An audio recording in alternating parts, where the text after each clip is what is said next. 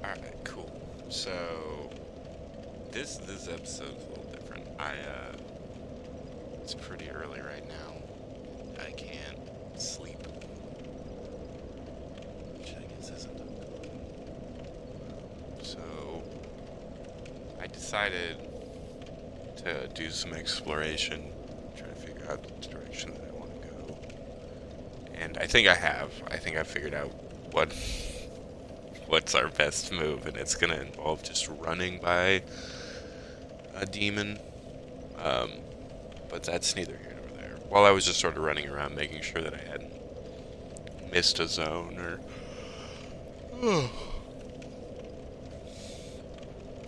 you know, that there wasn't some obvious path for me.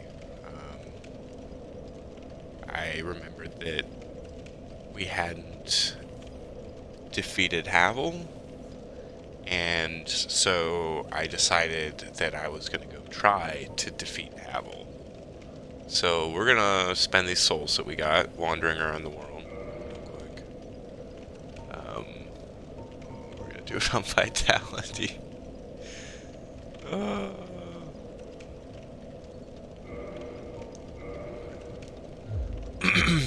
Something else that's worth noting. We've got a slightly different weapon now. We've got this beaten stick. I got it from that merchant we found. Like down and over there. And I upgraded it a little bit so that it smacks harder. So we've got this upgraded beaten stick. We're gonna go try to kill Havel with it. I'm sure it'll go fine. Just have to backstab him a lot and hope that goes well.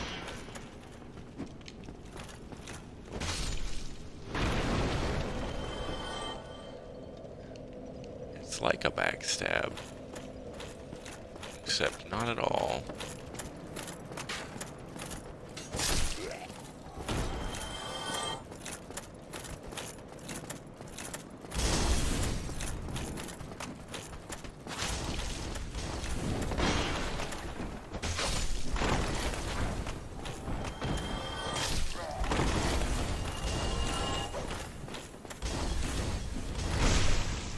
So that, we're just gonna try to do that, like,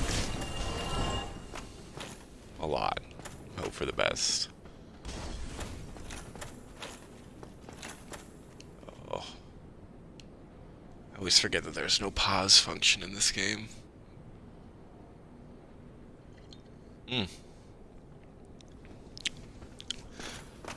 Beautiful coffee.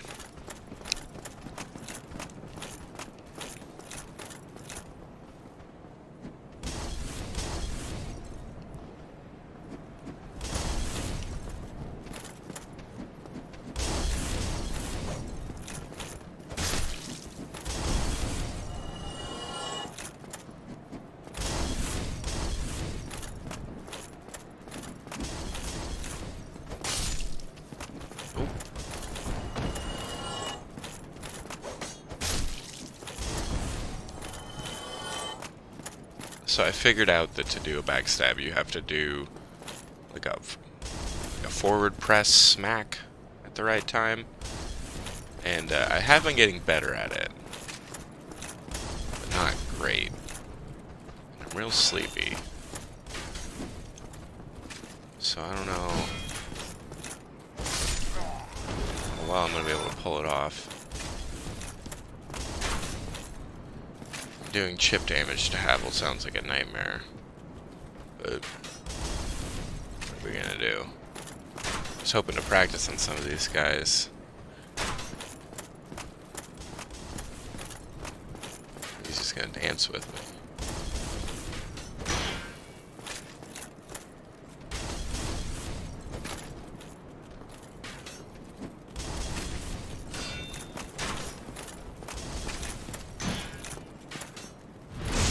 Here.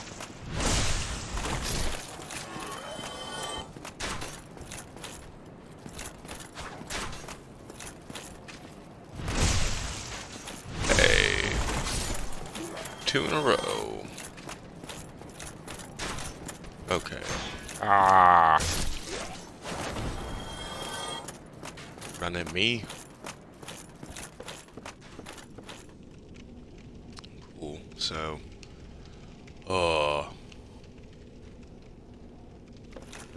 I'm gonna drink more coffee and hope that the caffeine helps. While I drink coffee, I'll tell you maybe the story of Havel the Rock. Oh, let's have a fireside chat. You can hear the crackling in the background. So Havel was a knight back in the day when Gwyn was sort of setting up this whole Age of Fire thing. Big opponent were the dragons. It's ambiguous, the timeline, like how long a lot of these things went. Thousands of years, maybe hundreds of years. Like it's hard to say. But Havel was a knight, known as Havel the Rock. The thing he's smacking us with, that big old stick. You think we got a good beating stick? Havel's got a dope beating stick. Anyway, that's a dragon tooth, or it's a club made from a dragon tooth, something like that. Anyway, Havel was a creature of honor, let's say, and it appears to be there's a lot of difficulty in piecing this stuff out. It's in the nature of Dark Souls that stuff remains ambiguous and open to interpretation, but something seems to have rubbed him the wrong way with the way things are going. And it may be that he was upset with Gwyn, or it may be that he was in fact upset with Gwyn's firstborn. I've heard interesting theories one way or another, but he did begin trying to make a plot or participate in a plot to kill a god.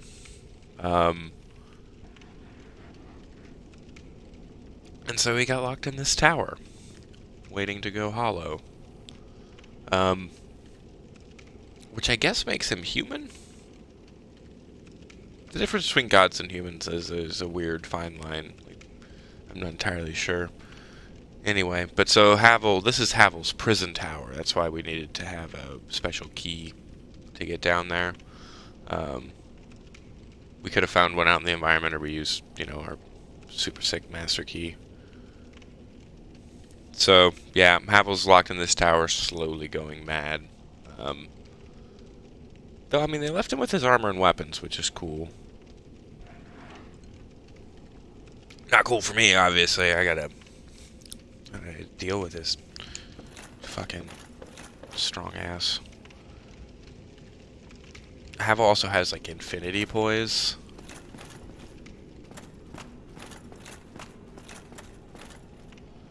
Like, his armor's so heavy, you just can't, like, stun the guy.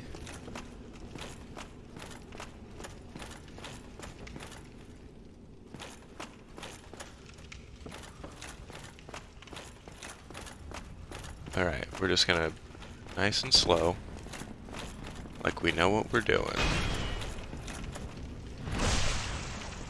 One backstab. Oh, this could take a while.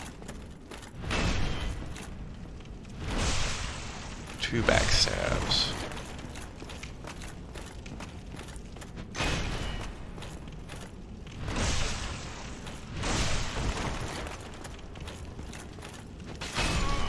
Oh!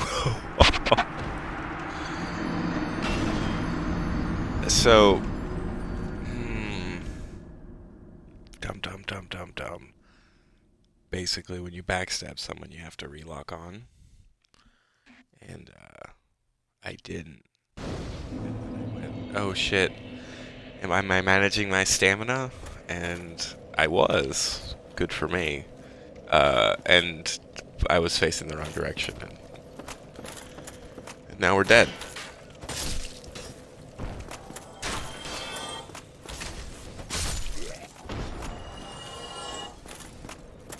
We may just We may just run.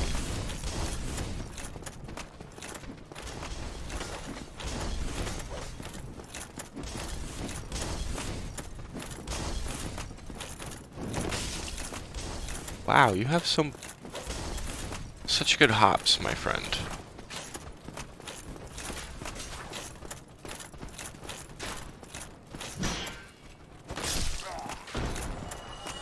Ugh.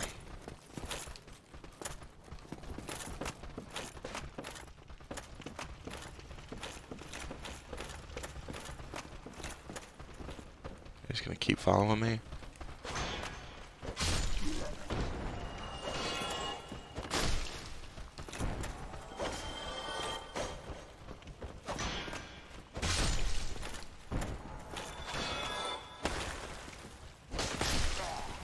Oh no!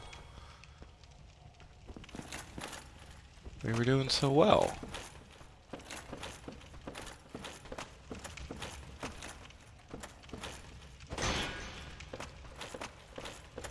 See, that doesn't make me feel good about my chances. I'm trying to do a kick. There we go.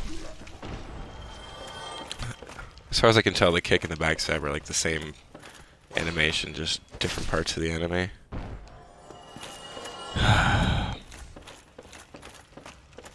Cool. So I guess it doesn't matter how much health or how little health we have. Apple's gonna pancake us if we get tapped.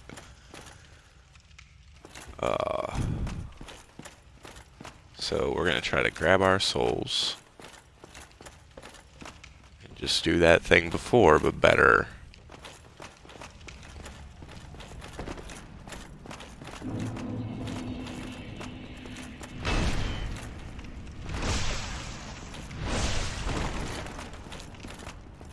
Lock on.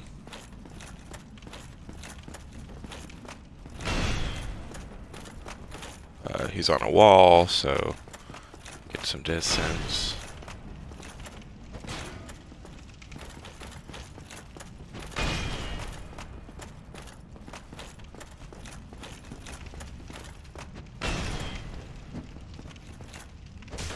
Well.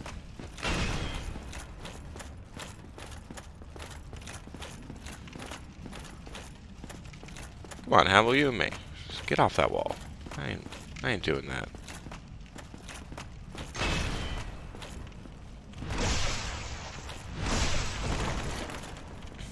Return to lock.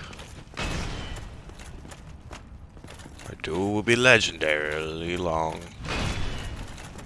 Oh god, you swing so hard.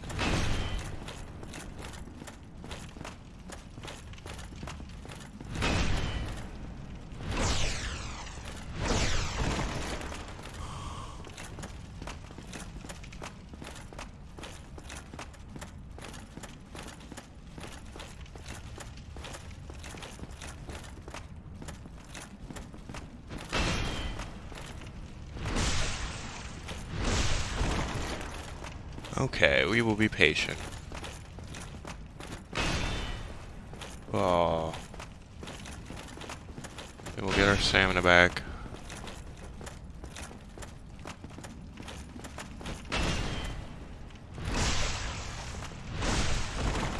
I feel like the lamest politician.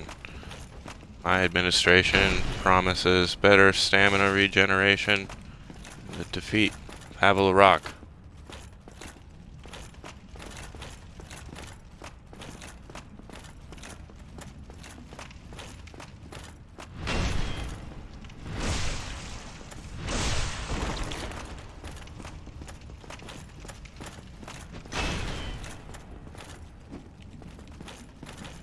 Oh man.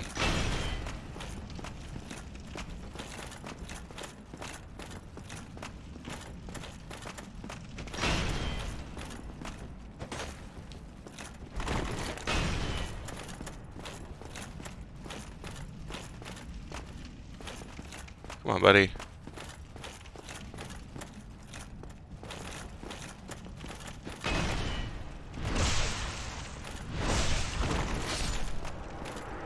Oh, yes. We got Havel's Ring. That is exciting. Hey, that's not too bad. 15 minutes. Yeah, Dark Souls isn't a game that makes you feel powerful. Dark Souls makes you slowly work around a guy and just smack him with a stick for an hour. Yeah, Starkroot Basin.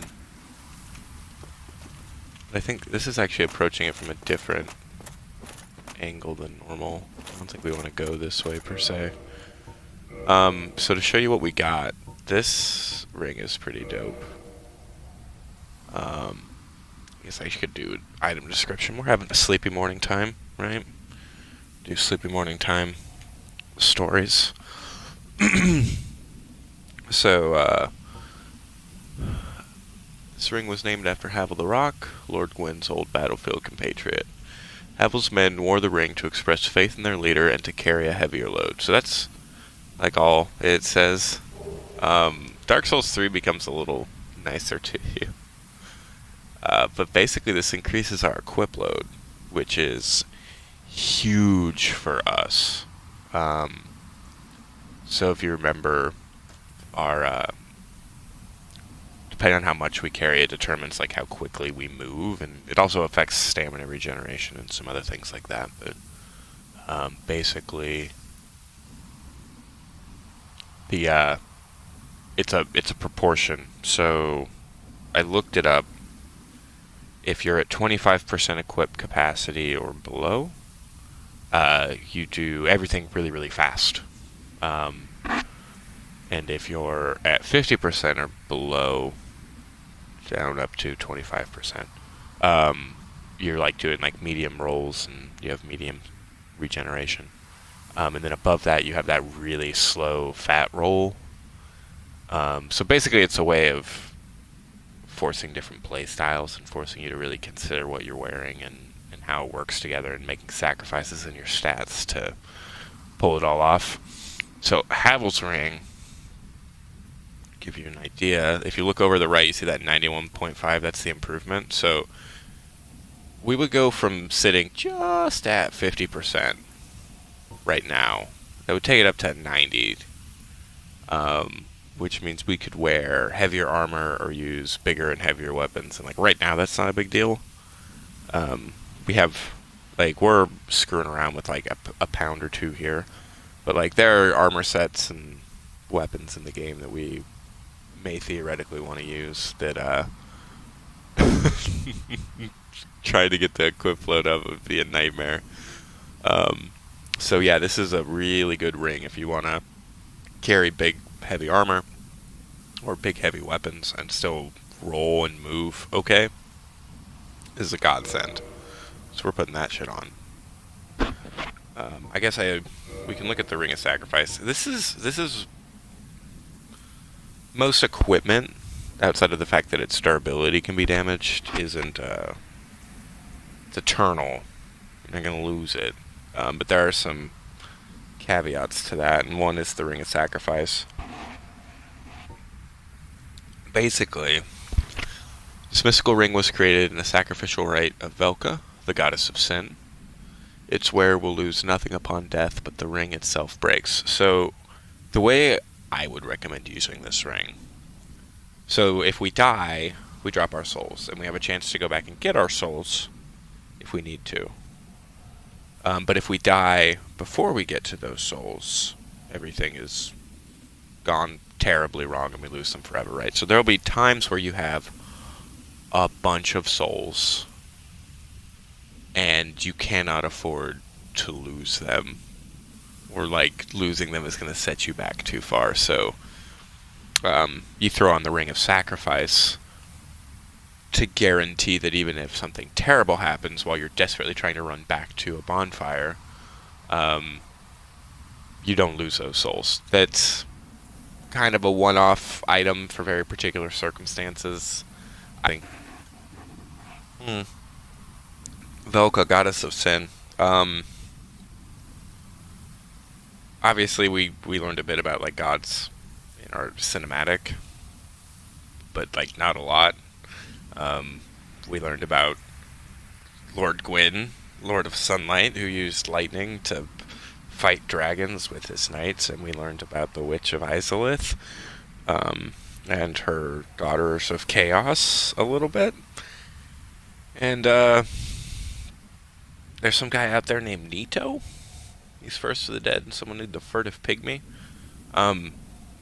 Gods and pantheons of gods are a big deal. It's one of the things that's being played with is that there was an age of fire, obviously, built by these gods, and we're coming in at the tail end of it. Like, this is a world that has been filled with stories for a long time. People succeeding and people failing and people at odds with each other and people betraying each other and helping each other out and keeping secrets and whatnot. And so like you're just picking through the remnants of a world that's already had its history, let's say.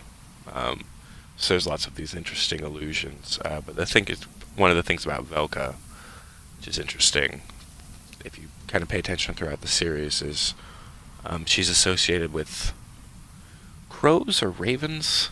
I have trouble telling them apart in this game, but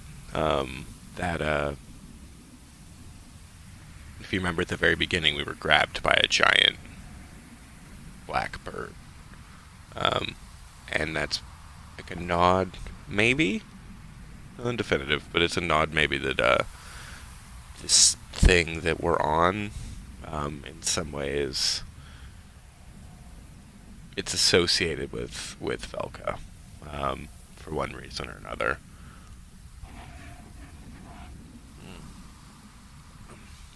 I don't know if there's anything else in here that's interesting before I end this weird little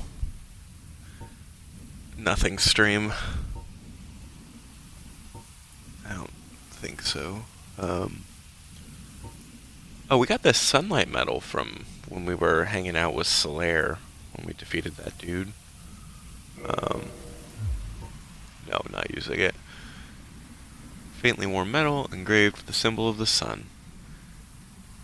Awarded to those who summon the Warrior of Sunlight and complete a goal. Symbol represent Lord Gwyn's firstborn, who lost his deity status and was expunged from the annals. But the old god of war still watches closely over his warrior. See, so that's the sort of stuff where, like, that Gwyn had a son, and he had his godhood revoked, and his history removed entirely. And he was apparently a god of war, and he's still around somehow. And that's all you get to fucking know about Gwyn's firstborn. Solaire seems to be maybe associated with him. Anyway, this is there was a lot of speculation early on when there was only the one Dark Souls game that Solaire may be Gwyn's firstborn. As you find out a bit more about the world and the story, you can see maybe why that's why that feels reasonable. He's this strange warrior of sunlight on a quest in and around this era, but we'll get to that.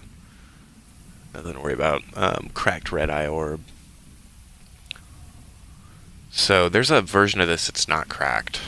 Right now I think these are consumable, but basically you can invade people's worlds, other dimensions, and if you defeat them, you get humanity, which is an important resource in this game.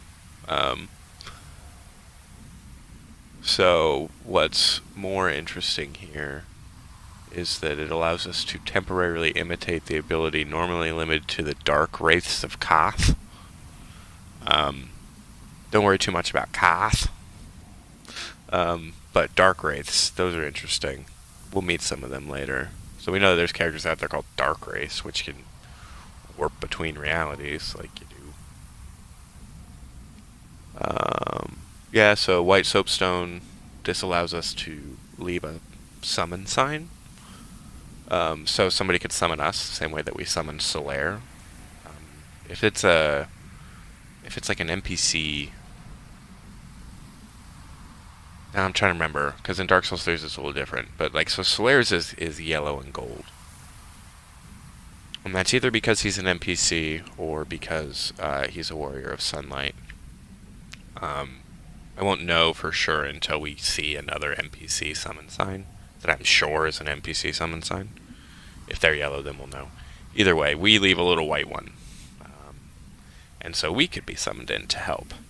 And so you have to have your hollowing reversed for that to work out. But you can be summoned in, go to battle, and you get some stuff for that, if I remember right. Like, it changes things in the background of the game. And I don't remember what. I don't know. You please the gods, maybe.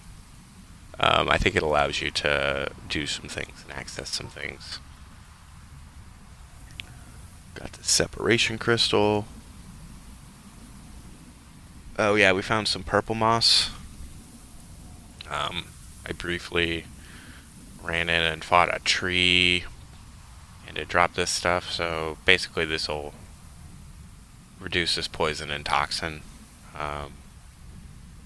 Toxic is rough. If you think poison's bad, toxic is bad. Yeah, so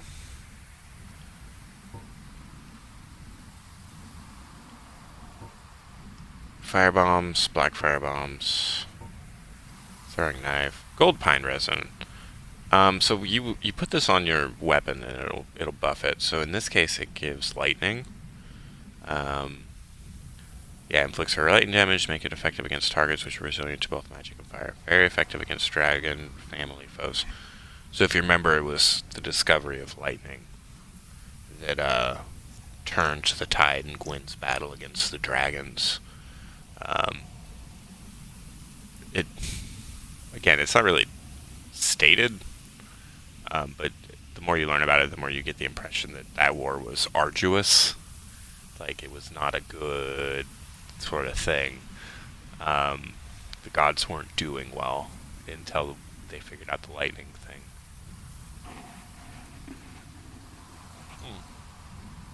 Yeah, Lloyd's Talisman.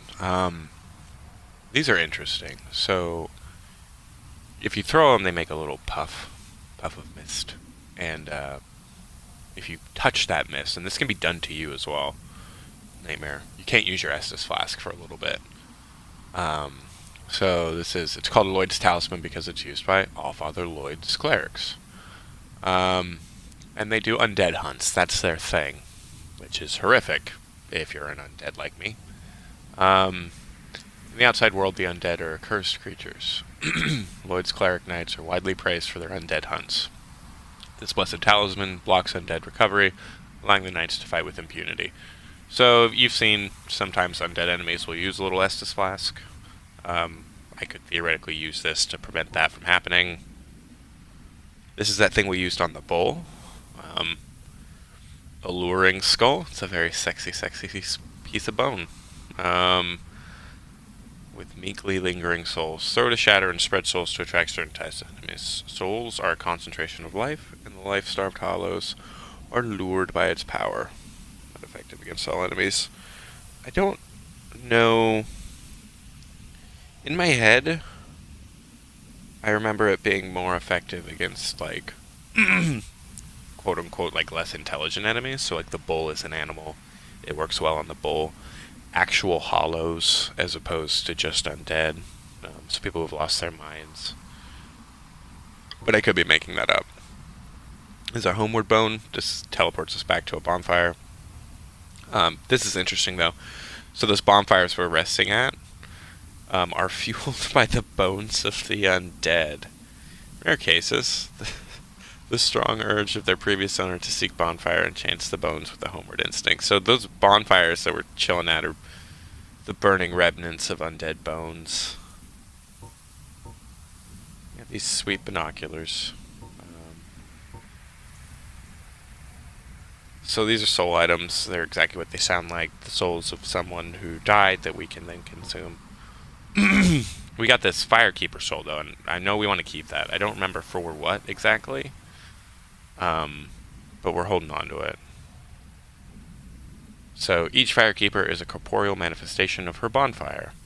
to draw for the humanity which is offered to her. Her soul is gnawed by infinite humanity and can boost the power of precious Estus flasks.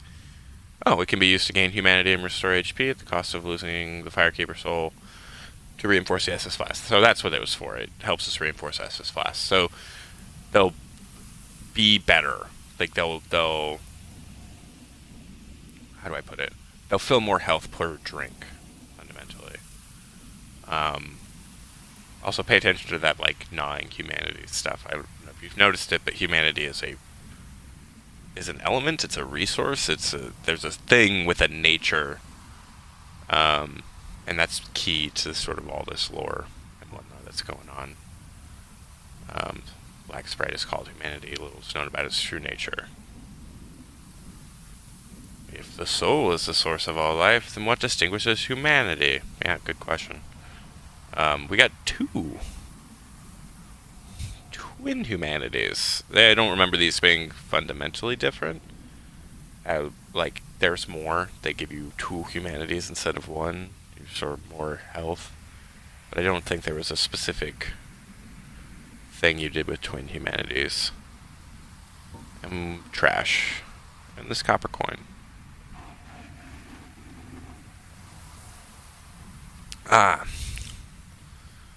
Yeah. Every coin of great value in the world of men. Have little, very little value in Lordran.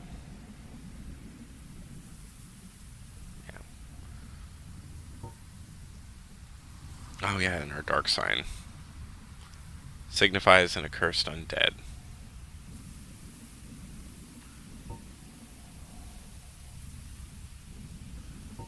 I think these are our upgrade materials. You use this stuff called Titanite. So in this case, this is like the basic one, and you'll find heavier versions of it, right? So they're fragments of legendary slabs. Titanite is etched into weapons to reinforce. So if I remember right, you go up to like plus 15. So using just shards, you can go to plus 15. Using chunks, it looks like you can go up to plus 14. Unless it's already like an enchanted kind of weapon. The discovery of chunks in Lordran. The race to locate the legendary slabs has begun. If I remember right, that thing that's down below Andre that we're going to run past at one point is made of Titanite. Alright, so we've got a fair amount of souls. I'm going to work my way back to a bonfire. I don't want to go that direction. Anyway, so I think what we're going to do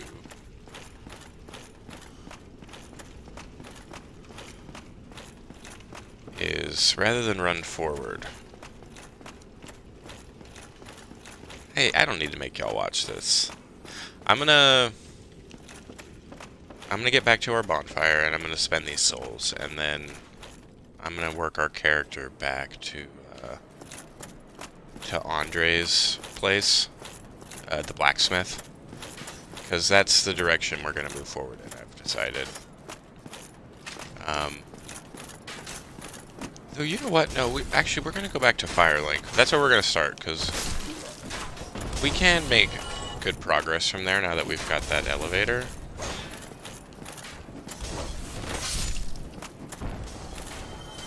And I think we'll reinforce our Estus flasks and see if anybody's got dialogue for us, and etc., etc.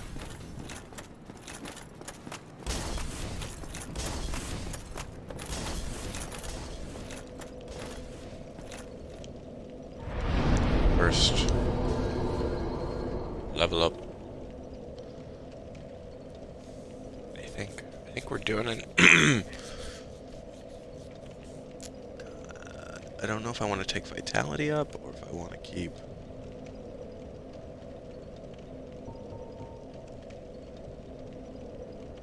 We're gonna have to get strength very high at some point, but it might be worth just getting vitality up for a while. I think our soft cap's at 27, so maybe we'll shoot for 27.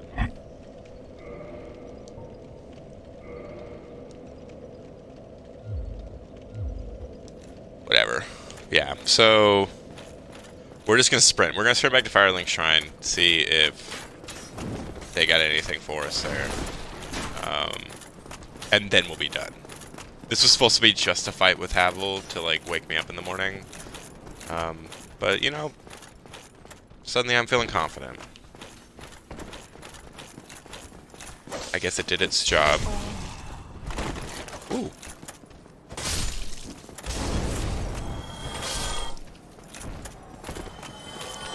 In my head, this is a quick run, but, you know, maybe I made that up.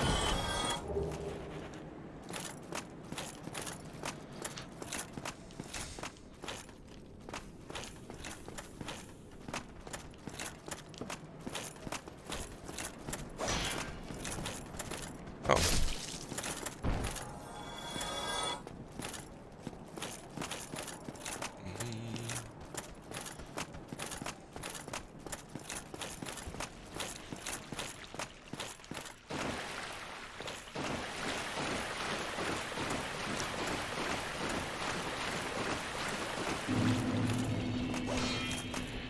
Hey, dude. Oh, yeah, it wasn't that far. Nice.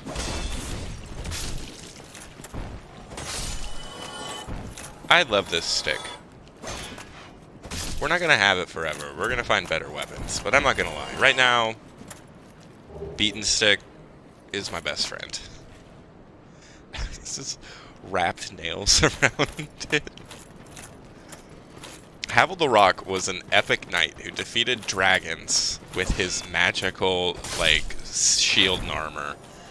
And we beat him to death with a nail bat. I feel like I should have used a more respectful weapon. Oh, okay. Yeah! Alright. Let's see. God, navigating this place is a nightmare. But luckily we can just, next go around, we can just take that elevator up. And then we can run past the Titanite Demon and promise to come back and do to him what we did to Havel.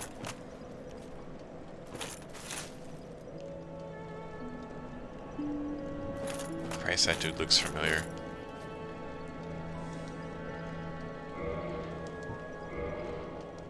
Yeah!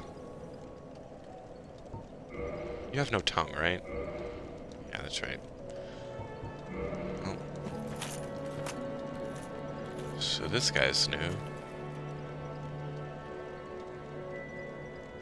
God. See, this is... I haven't played this in so long. I have, like... I feel like I should remember things about this character. Like, his stupid gold armor really stands out at me, but... Fuck me if anything comes to mind.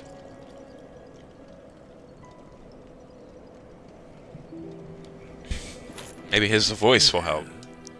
I don't think we've met. I am Knight Lautrec of Karim. We're both undead. Or perhaps we can help one another. Everyone's so creepy. Like, everyone sounds like they want to take you into a back alley and have sex. It's like, maybe we can help one another. Lasts for 30 seconds straight. What business do you have? If you have none, then stay silent.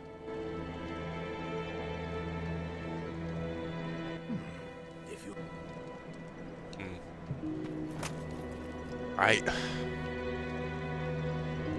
Yeah, I cannot remember. So... Sorry.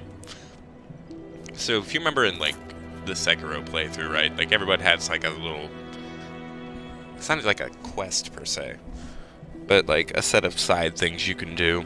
That one's all very focused and directional. This is less. A lot of these people that we're gonna, like, run into have their own things that they're going on about, and depending on what you do in the world and how you interact with them, you may assist or hinder that. Something to keep in mind is they're not always necessarily in your best interest. Like, sometimes you can trust people and it's really good to help them, and other times you regret that decision.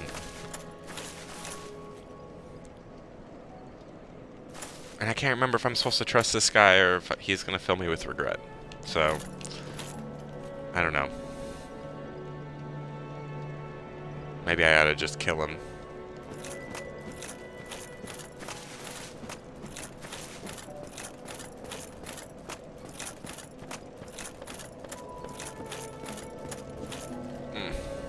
Okay, well, that's enough for now.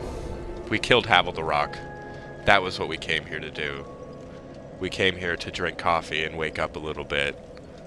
It seems that that's worked, so...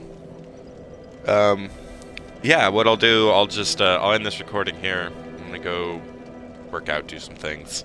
And then, the next time we start this, we'll start from...